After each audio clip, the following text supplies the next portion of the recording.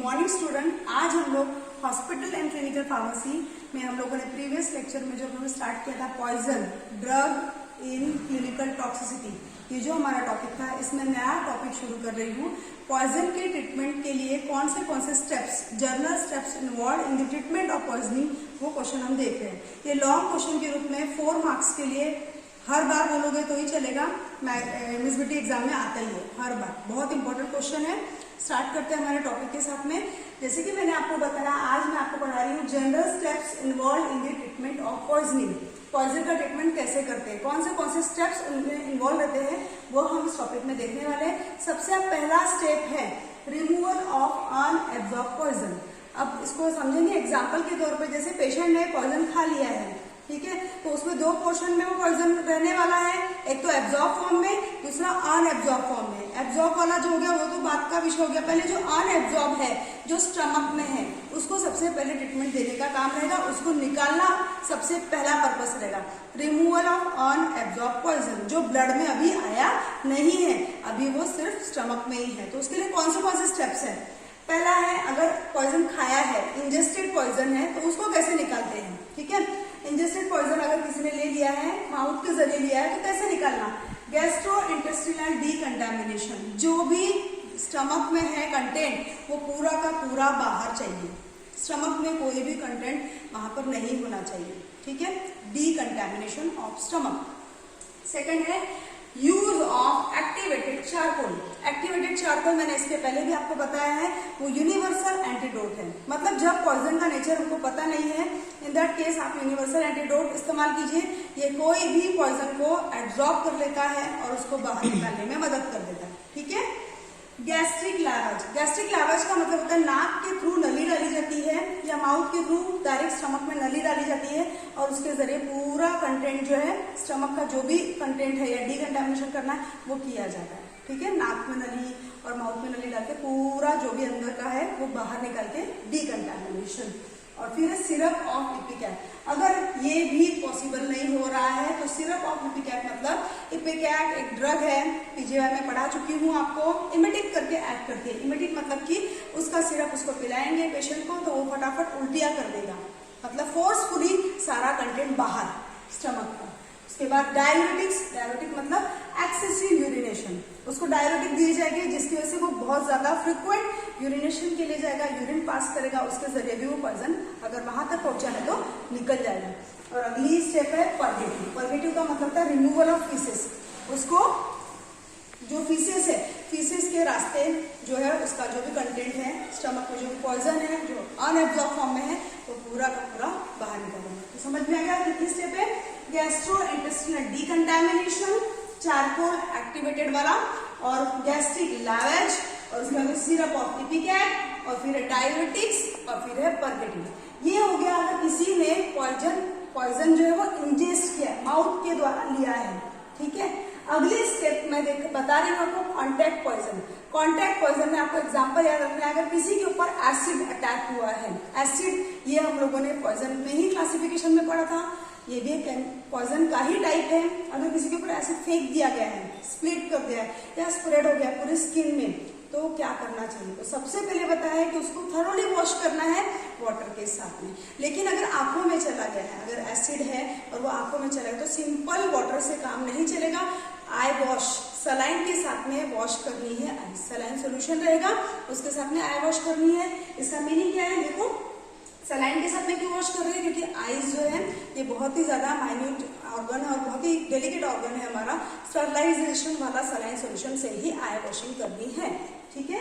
Acid attack आपको याद रखना है। एसिड अटैक के केस में अगर कहीं पर बॉडी के और दूसरे जगहों पर अगर फेंका गया है पॉइजन, तो in that case triple wash जो कि है वाटर के बाद, वाटर से वॉश कर लो, फिर सोप से वॉश कर लो, और total dermal contamination. Dermal contamination मतलब समझना है स्किन के कोई अदर पार्ट में एसिड के अलावा कोई दूसरा पॉइजन अगर फेंका गया है, तो उसको वाटर के साथ फिर सोप के साथ में उसको ट्रिपल वॉश करना है। 3 से 4 बार उसको वॉश करना है और वो पॉइजन को रिमूव करना है, ठीक है। तो हम लोगों ने देख लिया कॉन्टैक्ट पॉइजन मतलब कैसा, अगर स्किन के ऊपर कुछ फेंका गया है पॉइजन, जैसे कि एसिड अटैक का एग्जांपल आपको याद रखना है, तो वहां पर वाटर से वॉशिंग करना है। आइस का केस है तो सलाइन से वॉशिंग करनी है।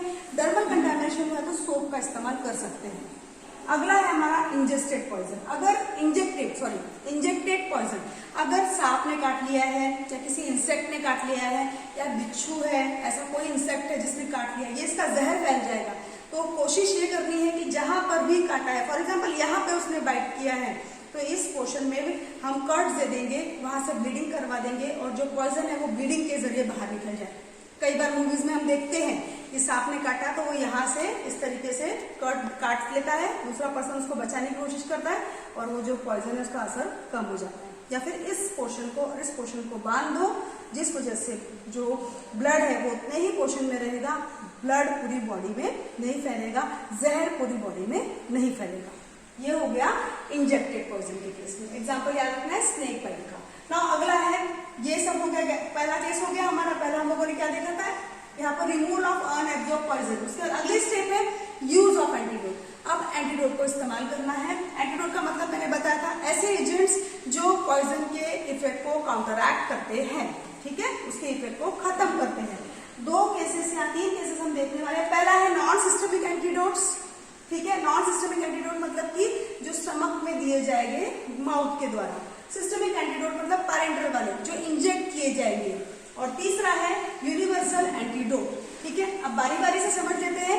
नॉन सिस्टमिक एंटीडोट मतलब पहला है, सबसे एग्जांपल है केओलिन एंड एक्टिवेटेड चारकोल। ये जो है क्ले फॉर्म में रहता है केओलिन, और एक्टिवेटेड चारकोल सोडियम थायोसल्फेट और sodium nitrite. According to the nature, अगर किसी ने आयोडीन की पॉइजनिंग हो गई है तो सोडियम थायोसल्फेट जो है बहुत अच्छे तरीके से उसको एब्जॉर्ब कर लेता है। एक एक आयोडीन का मॉलिक्यूल वो एब्जॉर्ब कर लेगा और उसको निकाल के बाहर कर देगा।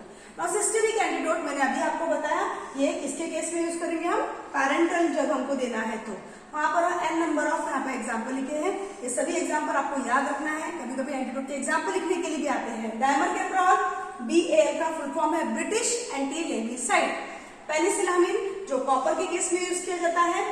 डायसोडियम इरिडिएट जो हैवी मेटल्स के केस में यूज किया जाता है। डेस्पेरोक्सामाइड जब आयरन की पॉइजनिंग हो जाती है तब यूज किया जाता है, ठीक है। नाउ ये हो गए सिस्टमिक एंटीडोट्स। अब हम देख रहे हैं यूनिवर्सल एंटीडोट्स। यूनिवर्सल एंटीडोट के केस में आपको ये प्रोपोर्शन एकदम रट लेना है, एग्जाम में ये आता ही है।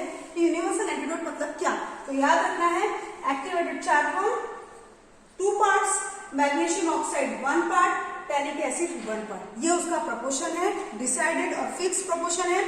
यूनिवर्सल एंटीडोट बोला तो आपके ध्यान में तुरंत ही आना चाहिए when nature of poison is unknown. जब पॉइजन का नेचर नहीं पता है, पता ही नहीं कि क्या खाया है, अननोन है, तब यूनिवर्सल एंटीडोट ही दिया जाना चाहिए। तो हम लोगों ने देख लिया यूज ऑफ एंटीडोट में कितने टाइप के एंटीडोट्स आप इस्तेमाल कर सकते हैं। पहला है नॉन सिस्टमिक, फिर है सिस्टमिक और तीसरा है यूनिवर्सल एंटीडोट, ठीक है। नाउ अगला है सपोर्टिव केयर। अब पॉइजनिंग हमने रिमूवल कर दिया है, हमने एंटीडोट भी दे दिया है। अगली स्टेप है हमारी सपोर्टिव केयर। किस तरीके से उसको केयर देनी चाहिए पेशेंट को कि वो रिकवरी फास्ट कर सके।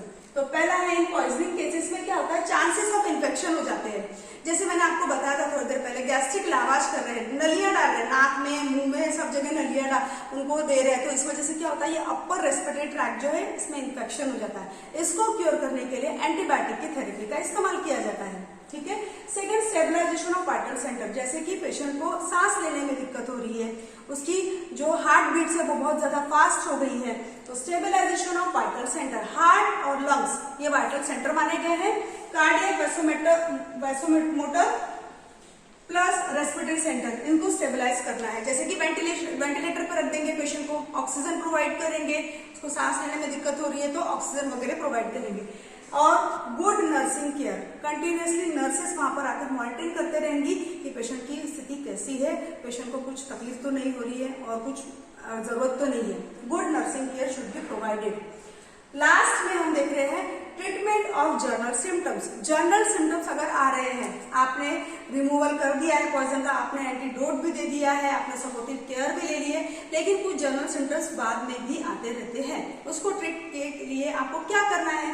जैसे कि सिम्टम है और ट्रीटमेंट लिखा हुआ है। अगर पेशेंट को पेन हो रहा है तो उसको मॉर्फिन देना है, अगर उसको डिहाइड्रेशन हो रहा है तो ORS या सलाइन सोल्यूशन देने हैं, और रेस्पिरेटरी फेलियर अगर हो गया है तो ऑक्सीजन थेरेपी देनी है, और उसके बाद में कार्डियक डिप्रेशन हो रहा है तो कार्डियोटोनिक्स, एग्जांपल डिजिटालिस ये हम दे सकते हैं। ठीक है, तो हम लोगों ने आज क्या क्या देख लिया?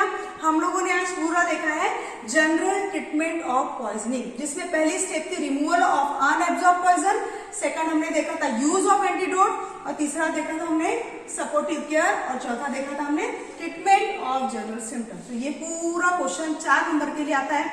आपको अगर ऐसा लिखना है तो आप ऐसा भी लिखिए, फुल मार्क्स मिलेगी। Thank you.